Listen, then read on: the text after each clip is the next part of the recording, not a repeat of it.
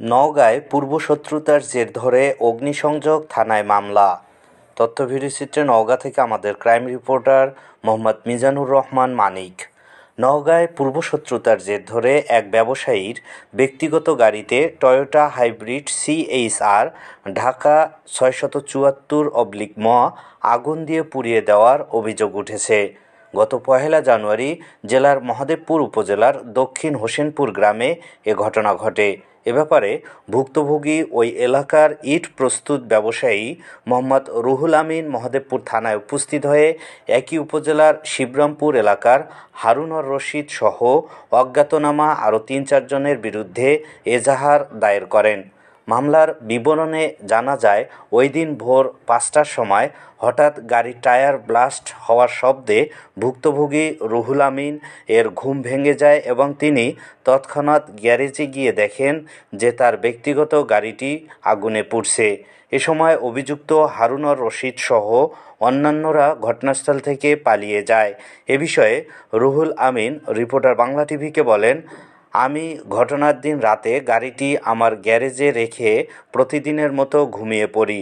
আনুমানিক ভোর 4:30 থেকে 5টার সময় হঠাৎ বিকট আওয়াজে আমার ঘুম ভেঙে গেলে তৎক্ষণাৎ বাইরে বের হয়ে দেখি আমার ব্যবহৃত মাইক্রোবাসটি আগুনে পুড়ছে। ঘটনাস্থলে কেউ ছিলেন কি না এমন প্রশ্নের জবাবে তিনি বলেন, ওই সময় হারুনর রশিদ সহ আরও 3-4 জনকে পালিয়ে যেতে দেখেছি, তবে বৈদ্যুতিক আলোয় হারুনর রশিদ ছাড়া কাউকে স্পষ্ট দেখতে পাননি বলে তিনি রিপোর্টার বাংলা টিভিকে জানান।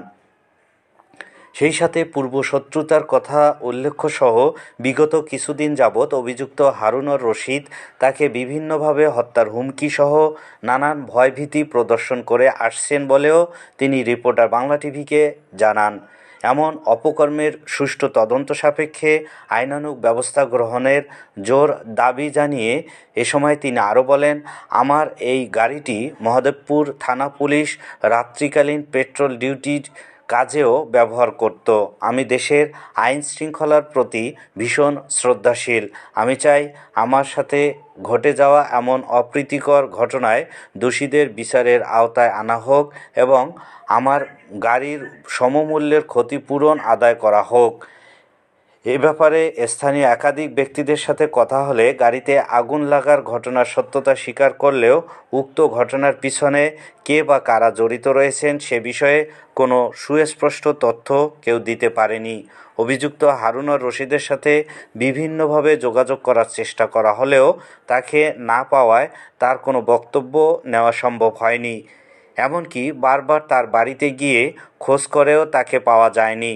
উক্ত মামলার তদন্ত কর্মকর্তার সাথে কথা হলে তিনি রিপোর্টার বাংলা টিভিকে বলেন, গাড়িতে আগুন দেওয়ার ব্যাপারে থানায় একটি মামলা হয়েছে। মামলাটি স্থানীয় প্রশাসন আমলে নিয়ে তদন্তভার আমাকে দিয়েছেন। তদন্ত চলছে।